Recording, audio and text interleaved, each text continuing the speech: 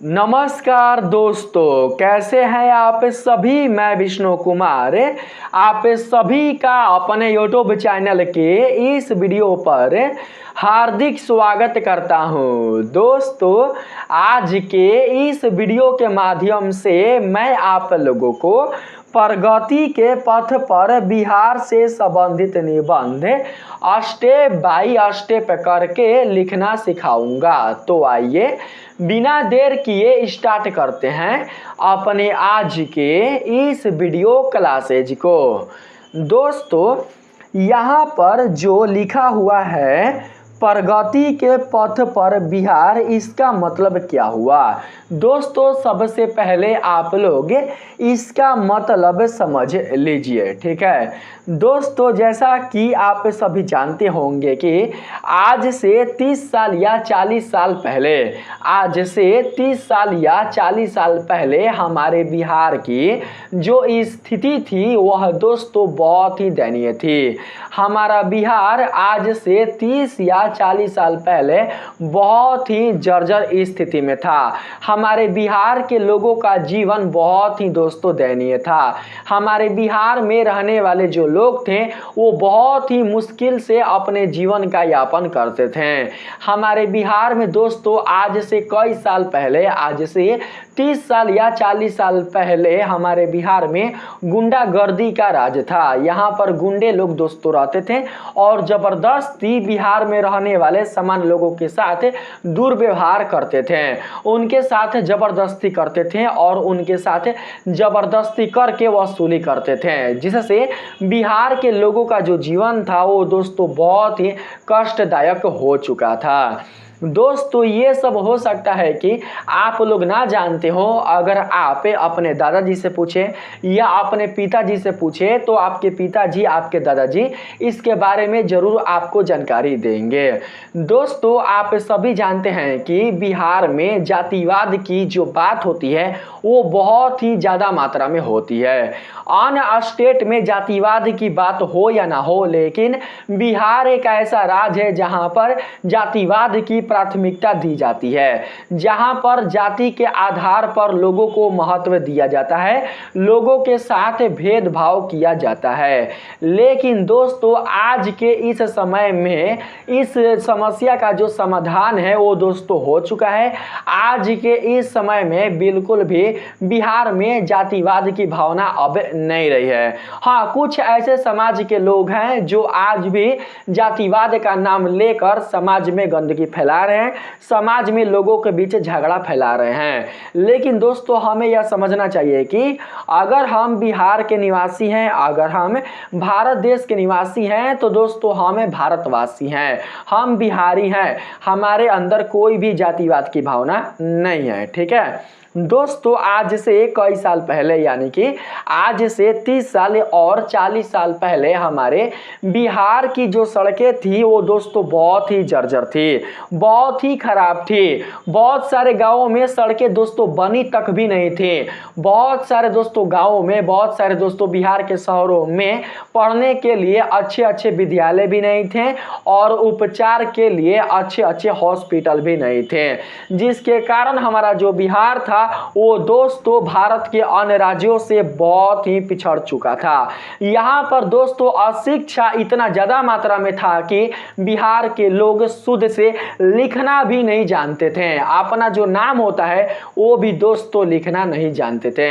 इसीलिए दोस्तों आज भी आप लोग देखते होंगे कि जो आपके माता पिता होंगे या आपके जो दादा दादी होंगे वो दोस्तों ठेपा लगाते होंगे, ठीक है, अंगूठा लगाते होंगे, क्योंकि पहले यानी कि आज से 30 साल और 40 साल पहले की जो व्यवस्था थी वो दोस्तों बहुत ही खराब थी। लोगों को शिक्षा बिल्कुल भी नहीं मिल पाती थी, क्योंकि स्कूल ही नहीं थे, अच्छे टीचर ही नहीं थे, अच्छे विद्यालय ही नहीं थे। और साथ ही मैं दोस्तों आप सभी को बता दूं कि बिहार के गाँवों में निवास करने वाले जो बच्चे होते थे, जो पढ़ना चाहते थे, वो दोस्तों सड़क खराब होने के कारण पढ़ नहीं पाते थे। सड़क दोस्तों बहुत ही जर्जर हुआ करता था और साथ ही गाँवों से जो सरकारी स्कूल होता था वो दोस्तों बहुत ही दूर दूर तक होता था, इसलिए जो बच्चे होते थे वो बिल्कुल भी वहाँ पढ़ने के लिए नहीं जा पाते थे। और साथ ही बिहार में दोस्तों एक और भी दोस्तों समस्या थी, वो समस्या थी लड़कियों का घर से बाहर निकलना।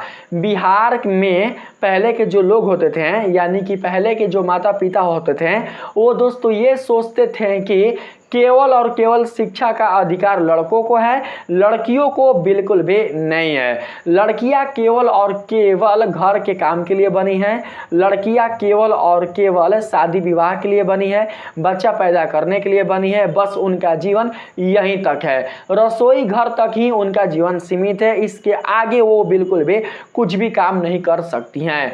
दोस्तों उनके माता पिता बिल्कुल भी यानी कि बिहार की जो लड़कियां होती थी उनके जो माता पिता होते थे वो बिल्कुल भी अपने लड़कियों को शिक्षा नहीं देते थे, बिल्कुल भी उसे ज्ञान नहीं दे पाते थे। अगर लड़का स्कूल जाता था ज्ञान लेने के लिए पढ़ने के लिए तो दोस्तों केवल लड़का ही जा पाता था, उनकी बहनें नहीं जाती थी, क्योंकि माता पिता का माइंड में ऐसा था कि लड़कियां पढ़ लिख कर कुछ नहीं कर सकती हैं, अंत में उन्हें चूल्हा चौकी ही करना है। इसके आधार पर वे अपनी बेटियों को पढ़ाते नहीं थे, जिसके कारण हमारे बिहार की जो बेटियां थी वो दोस्तों बिल्कुल भी आगे नहीं बढ़ पाती थी, वो बिल्कुल भी अपने समाज में नाम रोशन नहीं कर पाती थी, वो दोस्तों अपने अंदर छिपे प्रतिभा को पहचान नहीं पाती थी।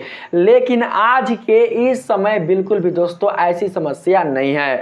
आज हमारा जो बिहार है वो दोस्तों बहुत ही बदल चुका है, आज हमारा जो बिहार है वो दोस्तों बहुत ही परिवर्तित हो चुका है। आप जानते हैं दोस्तों कि आज से 10 साल पहले या फिर बोल सकते हैं कि आज से 5 साल या दोस्तों वही आज से 10 साल पहले हमारे बिहार के घरों में दोस्तों शौचालय नहीं हुआ करता था, लेकिन आज हर घर में शौचालय है।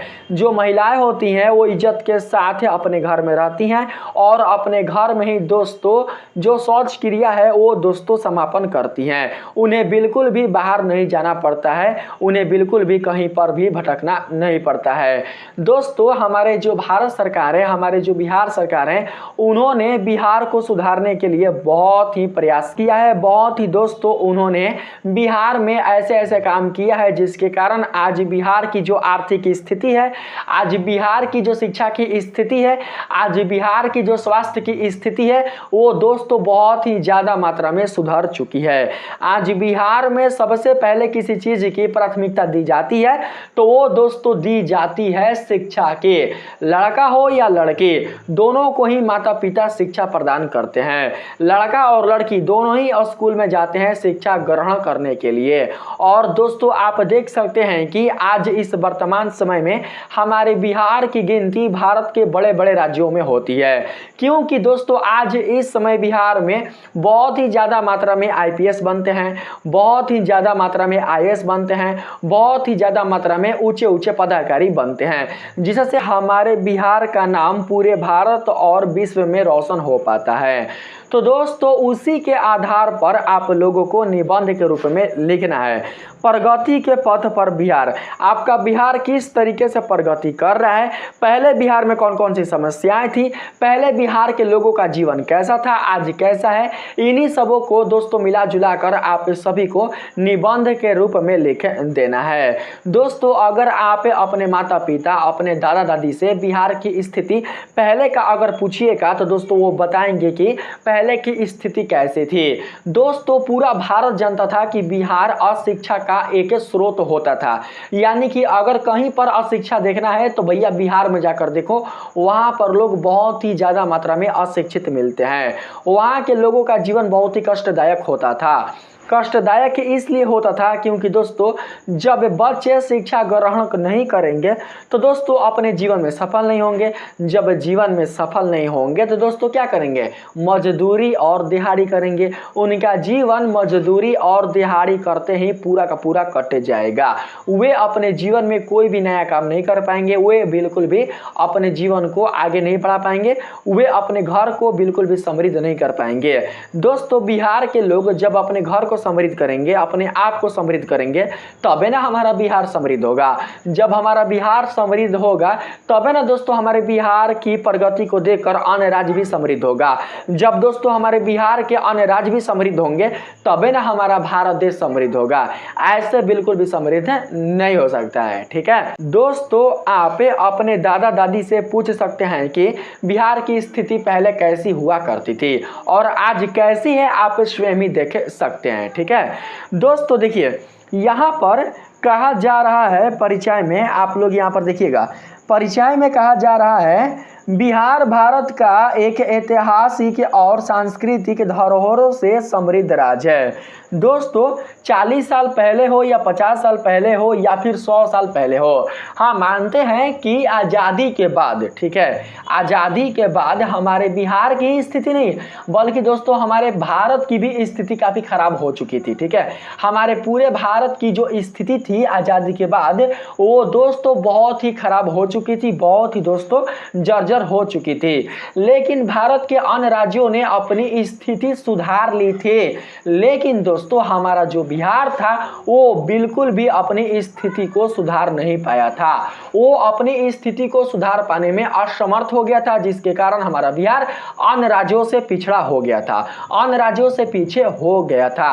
लेकिन इसका मतलब ये बिल्कुल भी नहीं है कि हमारे बिहार की जो दोस्तों संपदा है, हमारे बिहार की जो ऐतिहासिक स्थलें हैं, हमारे बिहार की जो सांस्कृतिक धरोहरें हैं वो दोस्तों कम हो गई है। ऐसा बिल्कुल भी दोस्तों नहीं था।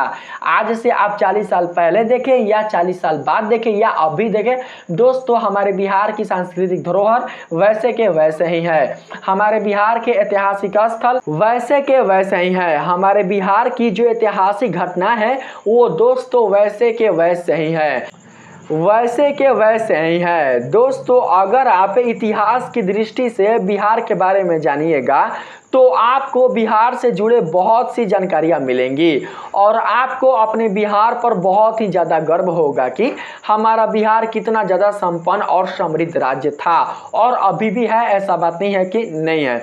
दोस्तों हमारे बिहार में एक से बढ़कर एक विद्वानों ने जन्म लिया था, एक से बढ़कर एक कवियों ने जन्म लिया था, एक से बढ़कर एक महापुरुषों ने जन्म लिया था। दोस्तों सम्राट अशोक, जिसे पूरा भारत क्या पूरा दोस्तों दुनिया जानता है, दोस्तों सम्राट अशोक जो चक्र है वो दोस्तों मुद्रा पर चलता है, भारतीय जो मुद्रा है उस पर चलता है। इसके आधार पर आप गर्व के साथ कह सकते हैं कि भारतीय मुद्रा पर अगर किसी राज्य का छाप है तो वो बिहार राज्य का ही छाप है।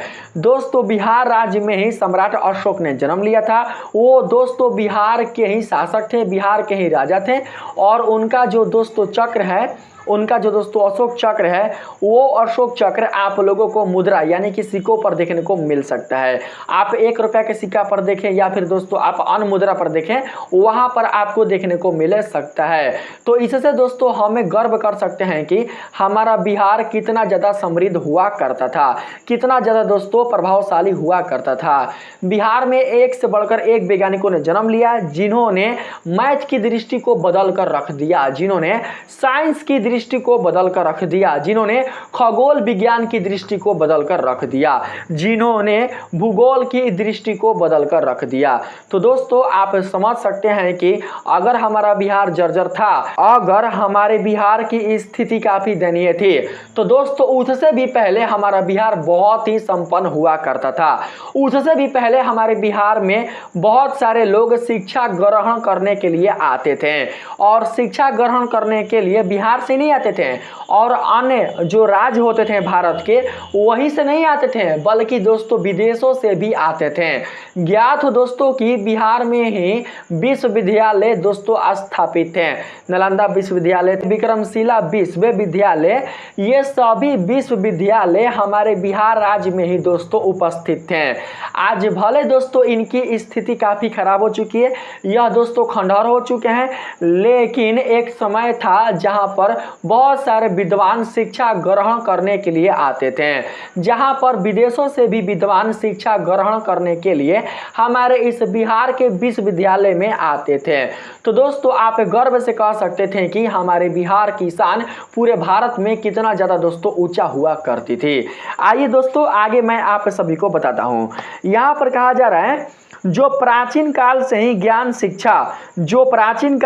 ज्ञान शिक्षा और संस्कृति का केंद्र रहा है। मैंने बतैबे किया, यानी कि बहुत समय पहले से ही, बहुत ही पुरातन समय से ही हमारा जो बिहार है वो दोस्तों ज्ञान शिक्षा और संस्कृति का केंद्र रहा है।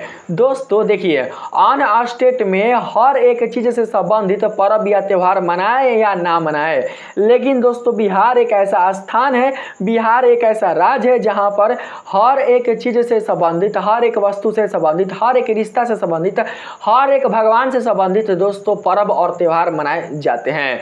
यहाँ पर दोस्तों जो महिलाएं होती हैं वो दोस्तों हर पर्व ही करती हैं, चाहे दोस्तों वो दशहरा पूजा हो, चाहे दोस्तों वो दीपावली पूजा हो, चाहे दोस्तों वो छठ पर्व हो। छठ पर्व दोस्तों बिहार का एक बहुत ही पवित्र पर्व है, क्योंकि बिहार के अलावा पहले के समय में, आज तो होता है, लेकिन पहले के समय में बिहार के अलावा अन्य कहीं पर भी छठ पर्व नहीं किया जाता था। छठ पर्व के बारे में लोगों को पता भी नहीं था कि छठ पर्व कैसे किया जाता है, इसमें कौन कौन सी विधियां होती है, इन्हें करने के कौन कौन से नियम होते हैं, इनके बारे में लोगों को, महिलाओं को कुछ भी पता नहीं होता था। लेकिन बिहार की जो महिलाएं होती थी वो दोस्तों छठ पर्व करना जानती थी, वो छठ पर्व करती थी। बहुत सारे दोस्तों वो कढ़ाई जानती थी, बहुत सारे कला जानती थी, बहुत सारे खाना बनाने के दोस्तों विधियां जानती थी। तो इसके आधार पर आप समझ सकते हैं कि हमारे बिहार की महिलाएं अशिक्षित होने के बावजूद भी, बिना पढ़ी लिखी होने के बावजूद भी कितना दोस्तों तेजस्वी और मर्यादाशील होती थी, कितना दोस्तों वो मर्यादा में रहती थी। दोस्तों अगर आप दादी को देखते होंगे या फिर पहले के समय में जो बूढ़ी होती थी, उन बूढ़ियों को अगर आप देखते होंगे तो दोस्तों उनका घूंघट हमेशा नीचा ही होता होगा। घूंघट नीचे होने का मतलब ये हुआ कि देखिए वो आज भी अपने सिर को घूंघट में ढक कर रख रही हैं, आज भी दोस्तों अपने तन पर पूरा का पूरा वस्त्र धारण करके मार्केट में चल रही हैं या कहीं पर जा रही हैं। लेकिन आज की जो महिलाएं हैं बिहार की, उनके अंदर ऐसा बिल्कुल भी अब गुण नहीं रह गया है, उनके अंदर अब ऐसा बिल्कुल भी मर्यादा नहीं बच गया है। आज की जो बेटियां हैं, आज की जो महिला हैं, उनके अंदर बिल्कुल भी जो सभ्यता है वो दोस्तों खत्म हो चुका है, बिल्कुल भी बचा नहीं है। ठीक है, तो दोस्तों हमें सीखना चाहिए बिहार के महिलाओं से संस्कृति। जो पहले के बिहार की महिलाएं हुआ करती थी, जो पहले के हमारी दादी जी हुआ करती थी, उनसे हमें संस्कृति सीखना चाहिए, उनसे हमें संस्कार सीखना चाहिए कि हमें किस तरीके से रहना है, किस तरीके से जीना है, किस तरीके से परिवार को लेकर चलना है, किस तरीके से अपने परिवार को खुश रखना है, किस तरीके से हमें जिम्मेदारियों को निभाना है। ठीक है दोस्तों, कहा जा रहा है इसमें प्राचीन काल में बिहार नालंदा और विक्रमशिला जैसे विश्वविद्यालयों का घर था, जहां विश्व भर से विद्यार्थी ज्ञान प्राप्त करने के लिए आते थे। मैंने आप लोगों को बताया ही। ठीक है, यहाँ कहा जा रहा है आज का बिहार भी अपनी इस महान धरोहर को पुनः प्राप्त करने के लिए तेजी से प्रगति के पथ पर अग्रसर है। दोस्तों आप लोग स्वयं देख सकते हैं कि आज हमारा बिहार शिक्षा की दृष्टि से इतना तेजी से आगे बढ़ रहा है कि दोस्तों इसे देखकर अन्य राज्य भी दोस्तों अचंभित है। आपको मैंने अभी जस्ट बताया कि दोस्तों बिहार से ही ज्यादा मात्रा में आईएएस बनते हैं, बिहार से ही ज्यादा मात्रा में आईपीएस बनते हैं, डीएसपी बनते हैं, बड़े बड़े पदाधिकारी बनते हैं। तो दोस्तों आप समझ सकते हैं कि आज हमारा बिहार कितना ज्यादा दोस्तों शिक्षा के दृष्टि से आगे बढ़ रहा है, विज्ञान की दृष्टि से आगे बढ़ रहा है, टेक्निक की दृष्टि से आगे बढ़ रहा है। दोस्तों अगला भाग है शिक्षा क्षेत्र में प्रगति। दोस्तों बिहार में शिक्षा से संबंधित जो भी प्रगति हुआ है उसी से संबंधित बातों को आप लोगों को लिखना है। ठीक है दोस्तों, मैंने आप लोगों को बताया ना पहले के समय में, आज से कई साल पहले, आज से दोस्तों कई वर्ष पहले जो बच्चे होते थे वो बिल्कुल भी शिक्षा ग्रहण नहीं कर पाते थे, क्योंकि दोस्तों उनके पास पैसे नहीं हुआ करते थे, उनके पास पढ़ने के लिए लाइट नहीं हुआ करते थे, उनके पास दोस्तों पढ़ने के लिए कोई साधन नहीं हुआ करते थे और अच्छा ज्ञान प्राप्त करने के लिए अच्छे टीचर नहीं हुआ करते थे, अच्छे विद्यालय नहीं हुआ करते थे, जिसके कारण पहले के जो बच्चे होते थे, पहले के जो बच्चियां होती थी, वो बिल्कुल भी ज्ञान प्राप्त नहीं कर पाती थी। लेकिन अगर हम आज की बात करें तो दोस्तों आज ऐसा बिल्कुल भी नहीं है। दोस्तों आज हर गांव में, हर शहर में, हर कस्बे में, हर नगर में दोस्तों कोचिंग खोले जा रहे हैं, स्कूल खोले जा रहे हैं और बड़े बड़े विद्यालय खोले जा रहे हैं, जिससे कि बच्चों को शिक्षा में कोई भी प्रॉब्लम ना हो सके। दोस्तों हमारे बिहार के शिक्षा को सुधारने में हमारे बिहार सरकार का बहुत ही बड़ा योगदान है। आप भले दोस्तों उनको माने या ना माने, लेकिन उनका बहुत ही बड़ा योगदान है। दोस्तों उन्होंने बिहार के बच्चों को शिक्षा देने के लिए बिहार के हर जगह पर, यानी कि बिहार के हर गांवों में एक एक स्कूल खुलवाया। हालांकि शुरुआत थोड़ा दोस्तों कमजोर था, लेकिन दोस्तों उन्होंने प्रयास किया। उन्होंने सरकारी विद्यालयों की स्थापना की और उसमें उन्होंने सरकारी टीचर दोस्तों हायर किए। इससे जो लोग बेरोजगार थे, यानी कि जिनके पास कोई साधन नहीं था कुछ कमाने का अच्छा खासा, तो दोस्तों उनको रोजगार भी मिल गया। क्या बनकर? तो टीचर बनकर। जब टीचर स्कूल में आ गए तो बच्चों को शिक्षा मिलने लग गई। उसके बाद जो बिहार सरकार है उन्होंने स्कूल में ही भोजन की व्यवस्था कर दी, ताकि बच्चे स्कूल में ही जाकर भोजन को ग्रहण कर सके, और वो भी दोस्तों ऐसा वैसा भोजन नहीं, अच्छा भोजन, पोषक तत्वों वाले भोजन, जिनसे बच्चों को अच्छा ज्ञान मिल सके, उनका माइंड डेवलप हो सके। तो सरकारी स्कूलों में बिहार सरकार के द्वारा बच्चों को भोजन भी दी जाने लगी, जिससे बच्चे भोजन को ग्रहण करके पढ़ने लग जाते थे। तो दोस्तों इतना ज्यादा सुधार हुआ। इसके साथ ही बिहार सरकार और भारत सरकार ने मिलकर गांवों में, नगरों में जिनके पास दोस्तों शौचालय नहीं था, जिनके पास शौचालय की व्यवस्था नहीं थी, उन्हें दोस्तों शौचालय दिया। जहां पर दोस्तों कल नहीं था वहां पर कल गड़वाया, यानी कि एक ऐसा गांव, बिहार का एक ऐसा गांव जहां पर कल नहीं है, लोगों को अपने घर में कल बैठवाने तक का भी पैसा नहीं है, तो दोस्तों उन्होंने सरकारी चापाकल की भी व्यवस्था की, जिससे गांव के लोग और महिलाओं को हेल्प मिल सके। गांव की महिलाएं कपड़े खींचने के लिए या फिर नहाने के लिए अपने घर से ज्यादा दूर ना जाएं, उन्होंने चापाकल की व्यवस्था की। लेकिन आज दोस्तों हर एक घर में कल है, हर एक घर में झरना है, हर एक घर में नल है। आज दोस्तों बिहार में ऐसा बिल्कुल भी व्यवस्था नहीं है। हर के घर में शौचालय हो चुका है, हर के घर में चापाकल यानी कि कल हो चुका है। किसी को कुछ भी अब आज के इस डेट में, आज के इस समय में कमी नहीं है। तो दोस्तों सरकार को बिल्कुल भी आप नहीं भूलिएगा, नीतीश सरकार का ही देन है कि उन्होंने बिहार की बच्चियों के लिए साइकिल का दोस्तों उन्होंने शुरुआत की। बिहार के बच्चियों के लिए नहीं, बल्कि बिहार के बच्चों के लिए भी, लड़का और लड़की इन दोनों के लिए ही दोस्तों उन्होंने साइकिल की व्यवस्था की। हालांकि पहले दोस्तों लड़कियों के लिए ही उन्होंने साइकिल की व्यवस्था की थी, लेकिन दोस्तों अब लड़का और लड़की दोनों के लिए ही साइकिल की व्यवस्था हो चुकी है। जब उन्होंने साइकिल योजना प्रारंभ किया तो दोस्तों साइकिल की खुशी को सुनकर जो बच्चे थे वो दोस्तों बहुत ही खुश हो चुके थे। उनके अंदर शिक्षा के प्रति एक नई उम्मीद जाग गई थी। वो सोच रहे थे कि नहीं, अब हम साइकिल से पढ़ने के लिए स्कूल जाएंगे, हम ज्ञान अर्जित करने के लिए हम स्कूल जाएंगे। जिन माता पिता के पास पैसे नहीं हुआ करते थे बच्चों को किताब खरीदवाने के लिए, ड्रेस खरीदवाने के लिए, तो दोस्तों बिहार सरकार के द्वारा और स्कूल में ही, सरकारी स्कूल में ही बच्चों को दिया जाने लगा पुस्तकें और पहनने के लिए वस्त्र भी, जिससे बच्चों को बहुत ही दोस्तों राहत मिली पढ़ने में, और उनके माता पिता को भी बहुत ही राहत मिली। उनके माता पिता को यह विश्वास हुआ कि जब बिहार सरकार हमारे बच्चों के लिए इतना कर रहा है तो हम अपने बच्चों को अशिक्षित क्यों रखें, हम भी अपने बच्चों को स्कूल पढ़ने के लिए जरूर भेजेंगे। दोस्तों धीरे धीरे हमारे बिहार में प्रगति हुई और आज प्रगति इतनी ज़्यादा हो चुकी है कि हमारा बिहार दोस्तों कई राज्यों में नाम लिया जाता है, कई बड़े बड़े राज्यों में इसका दोस्तों नाम लिया जाता है। ठीक है दोस्तों, इसमें कहा जा रहा है बिहार सरकार ने शिक्षा के क्षेत्र में कई महत्वपूर्ण, देखिए आ गया ना बिहार सरकार ने शिक्षा के क्षेत्र में कई महत्वपूर्ण कदम उठाए हैं। दोस्तों शिक्षा के क्षेत्र में ही कदम नहीं उठाए थे, बल्कि उन्होंने दोस्तों शिक्षा के साथ साथ उन्होंने स्वास्थ्य पर भी दोस्तों कदम उठाए थे। स्वास्थ्य के लिए, अच्छे स्वास्थ्य के लिए, महिलाओं के स्वास्थ्य के लिए, पुरुषों के स्वास्थ्य के लिए, बच्चों के स्वास्थ्य के लिए उन्होंने दोस्तों प्राथमिक स्वास्थ्य केंद्र भी खुलवाए थे बिहार में।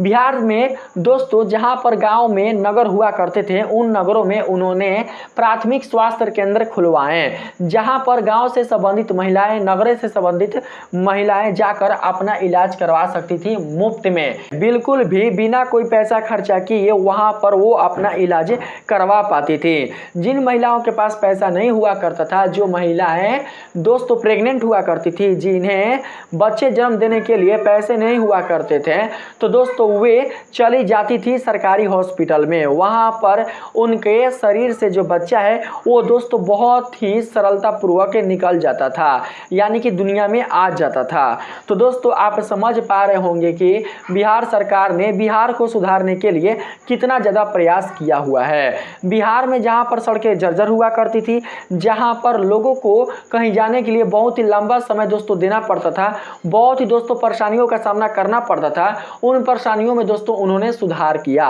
रोडों का सुधार किया, सड़कों का सुधार किया, पुलों का सुधार किया, जिससे बिहार के लोगों को काफी राहत मिल पाई।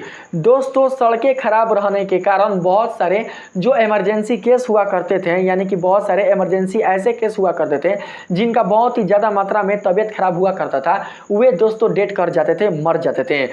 अगर रोड सही रहता, अगर समय पर उन्हें इलाज के लिए हॉस्पिटल मिल जाता, डॉक्टर मिल जाते, तो दोस्तों उनकी जान बच जाती।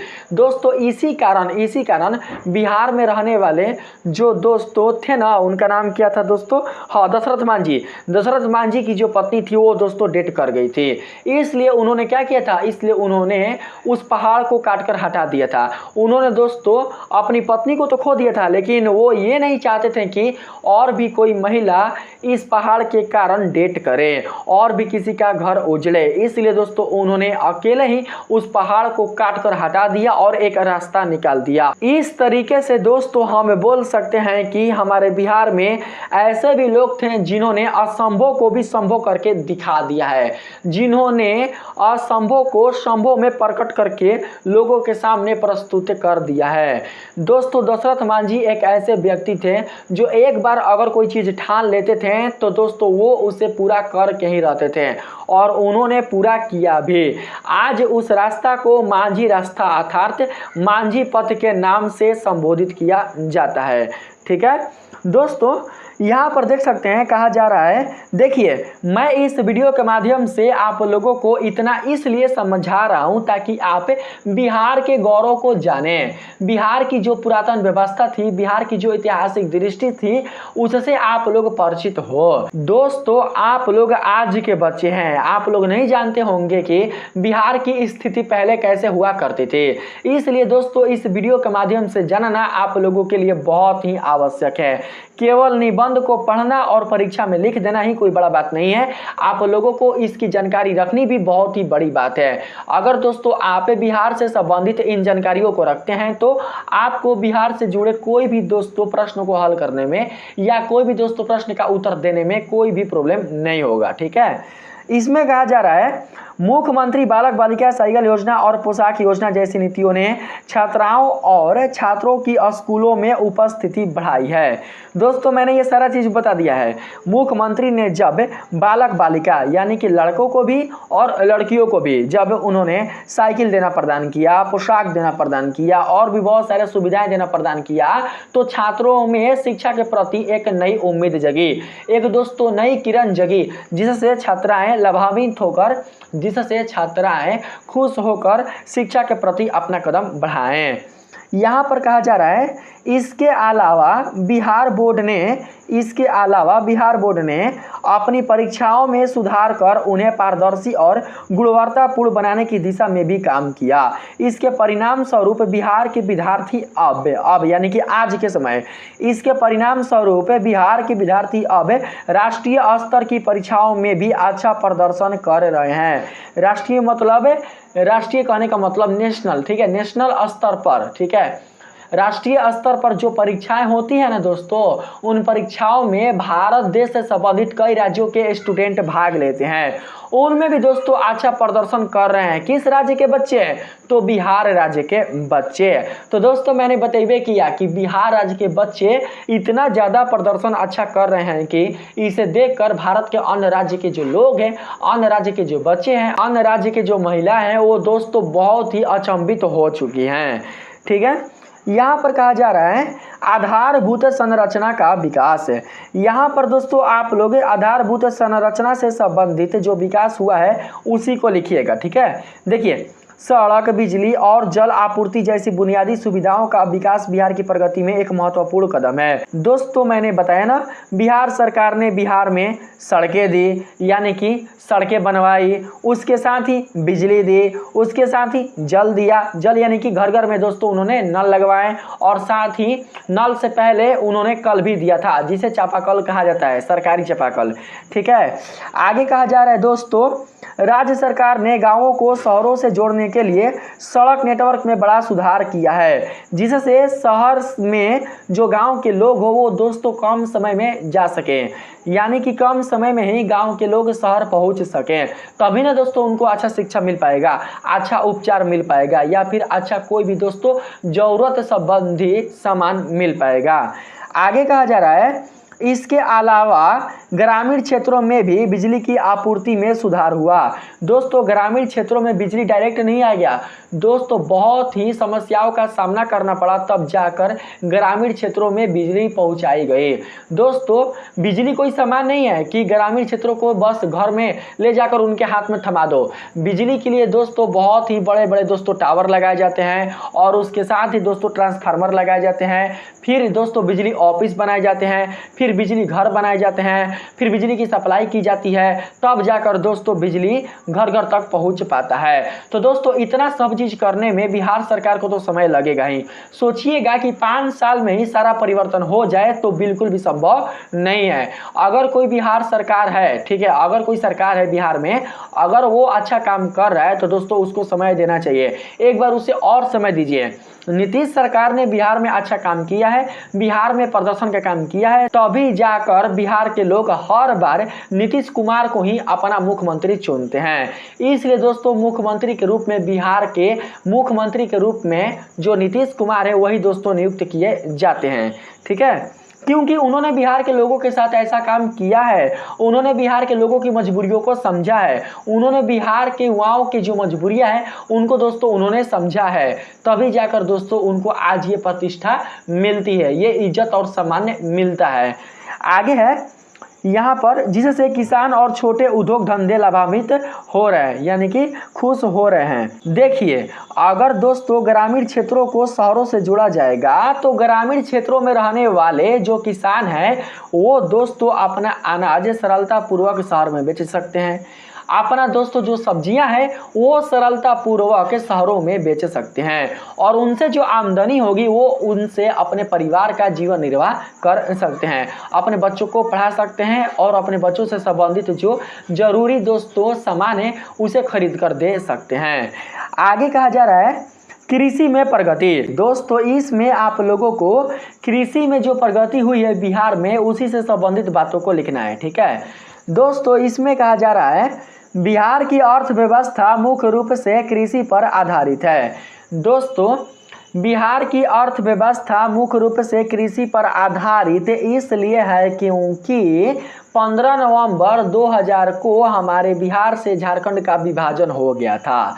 जब हमारे बिहार से झारखंड का विभाजन 15 नवंबर 2000 को हो गया था दोस्तों, तो विभाजन होने से बिहार में उपस्थित कुल जितने सारे खनिज संपदाएं थे वे संपदाएं झारखंड में चले गए थे, जिसके कारण हमारा बिहार खनिज संपदाओं से दोस्तों वंचित हो गया था। ठीक है, हमारे बिहार में जो खनिज संपदा है वो दोस्तों बहुत ही कम मात्रा में है। हमारे बिहार में अगर बात करें खनिज संपदा का तो दोस्तों बहुत ही नगण्य मात्रा में है, या फिर बोल सकते हैं कि ना के बराबर है।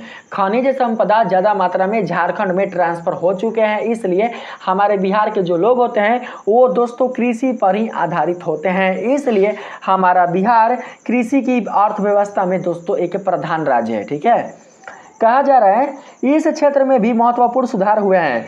कृषि योजनाओं के तहत किसानों को आधुनिक तकनीक और उन्नत बीज उपलब्ध कराए जा रहे हैं, जिससे फसल उत्पादन में वृद्धि हो रही है। जो फसल उत्पादन करने में दोस्तों लंबा समय लगता था, अब वैसा समय बिल्कुल भी लग नहीं रहा है। दोस्तों आज से 10 या 15 साल पहले के जो किसान होते थे वो दोस्तों क्या करते थे कि खेतों में बैल के माध्यम से जुताई करते थे और दोस्तों खुद से ही यानी खुद घाम में दोस्तों चलकर, और उनकी जो पत्नी होती थी, उनके घर की जो महिलाएं होती थी, वो खुद दोस्तों घाम में जलकर बीजों का छिड़काव करती थी। लेकिन आज दोस्तों ऐसा बिल्कुल भी नहीं है। आज एक से बढ़कर एक दोस्तों ऐसे उपकरण बन चुके हैं कि बीजों का छिड़काव भी वो उपकरण ही कर देता है, खेत की जुताई भी दोस्तों वह उपकरण ही कर देता है, और साथ ही खेतों में फसलों की सिंचाई भी उपकरण ही कर देता है। किसानों को या फिर अन्य लोगों को कोई भी शारीरिक परिश्रम करने की आवश्यकता नहीं पड़ती है। हाँ, अगर फसलों में अच्छी उपज करनी है तो दोस्तों उसके लिए किसानों को अपने फसलों पर ध्यान देना बहुत ही आवश्यक है। अगर ध्यान देंगे तभी जाकर खेतों में अच्छे फसल उपज हो पाएंगे, अन्यथा नहीं हो पाएंगे। ठीक है, आगे है यहाँ पर देख सकते हैं। इसके साथ ही राज्य सरकार ने कृषि में नवाचार और अनुसंधान को भी बढ़ावा दिया है, जिससे खेती किसानी का स्तर ऊपर उठ रहा है। चलिए भैया, ये पूरा खत्म हो गया। अब है औद्योगिक विकास। कहा जा रहा है हालांकि बिहार को औद्योगिक क्षेत्र में अभी लंबा रास्ता तय करना है, लेकिन राज्य सरकार ने निवेश को प्रोत्साहित करने के लिए कई योजनाएं बनाई है। छोटे और मझोले उद्योगों को बढ़ावा देने के लिए नीतियों में बदलाव भी किए हैं। किन्होंने? बिहार सरकार ने, राज्य सरकार ने। इससे युवाओं को रोजगार के नए अवसर मिल रहे हैं और राज्य का आर्थिक विकास हो रहा है। यह बात 100% सही है। दोस्तों आज बिहार के जो युवा हैं वो दोस्तों बिल्कुल भी नौकरी पर डिपेंडेंट नहीं है। वो दोस्तों अपना रोजगार पैदा कर रहे हैं, वो दोस्तों अपना बिजनेस कर रहे हैं, जिससे हमारे बिहार के औद्योगिक विकास में काफ़ी दोस्तों सुधार हो रहा है। हमारे बिहार के औद्योगिक क्षेत्र में दोस्तों काफ़ी प्रगति हो रहा है। औद्योगिक क्षेत्र कहने का मतलब खुद का बिजनेस है। अगर कोई दोस्तों बिजनेस करता है कपड़ा का, अगर कोई बिजनेस करता है दोस्तों मानकर चलते हैं बीजों का, अगर कोई बिजनेस करता है सीमेंट का, तो दोस्तों ये बिजनेस हुआ।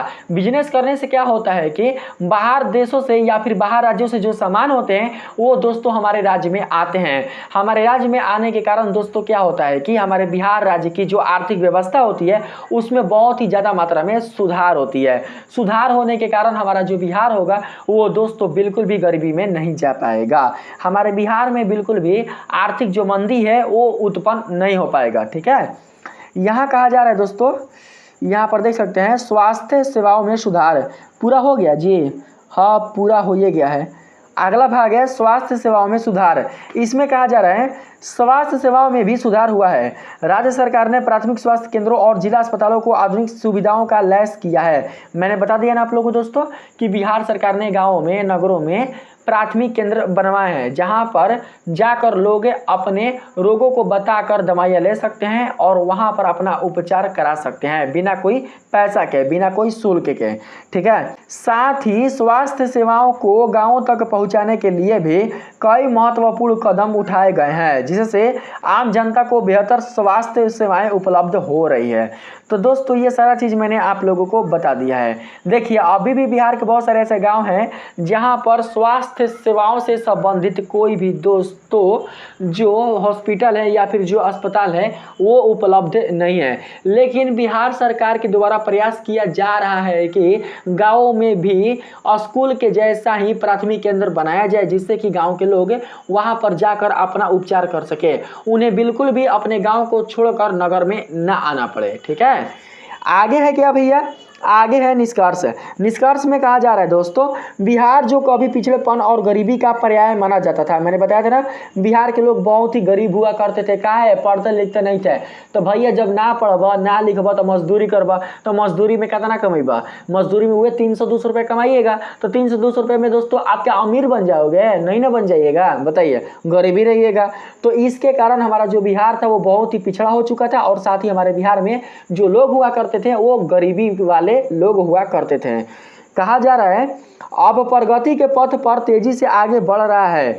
शिक्षा, आधारभूत संरचना, कृषि, उद्योग और स्वास्थ्य जैसे क्षेत्रों में हो रहे विकास से बिहार एक नए युग की ओर अग्रसर है, आगे की ओर बढ़ रहा है। दोस्तों आने वाले समय में हमारा जो बिहार होगा वो दोस्तों पटना की तरह ही प्रगतिशील हो जाएगा, पटना के तरह ही दोस्तों परिवर्तित हो जाएगा। जिस तरीके से आज पटना इतना ज़्यादा विकसित हो चुका है वैसा ही दोस्तों हमारा जो बिहार है वो भी दोस्तों विकसित हो जाएगा। कहा जा रहा है जनता और सरकार के संयुक्त प्रयासों से बिहार का भविष्य उज्जवल दिखाई दे रहा है और आगे भी देगा, क्योंकि बिहार सरकार के साथ बिहार के युवाएं भी साथ हैं, बिहार सरकार के साथ जो बिहार की युवतियां हैं वो भी साथ हैं और यह राज्य देश के विकास में महत्वपूर्ण योगदान देने के लिए तैयार हैं। कहा जा रहा है इस प्रकार प्रगति के पथ पर बिहार एक सकारात्मक दृष्टिकोण का प्रतीक है जो राज्य के विकास और उन्नति का मार्ग प्रशस्त कर रहा है। तो दोस्तों ये था आपका प्रगति के पथ पर बिहार से संबंधित निबंध। मुझे उम्मीद है कि आप लोगों को दोस्तों यह वीडियो बहुत ही पसंद आई होगी। आप लोगों ने अपने बिहार से संबंधित बहुत ही दोस्तों ऐतिहासिक जो चर्चा है उसके बारे में जाना होगा और आज की जो वर्तमान स्थितियां है उसके बारे में भी आपने जाना होगा। दोस्तों अगर यह वीडियो आप लोगों को पसंद आया है, इस वीडियो के माध्यम से अगर आप लोगों को अच्छी तरीके से बिहार के बारे में जानकारी मिली है तो आप लोग इस वीडियो को बिल्कुल भी लाइक करना नहीं भूलिएगा। ठीक है, मिलते हैं फिर से एक नए वीडियो के साथ, तब तक के लिए धन्यवाद।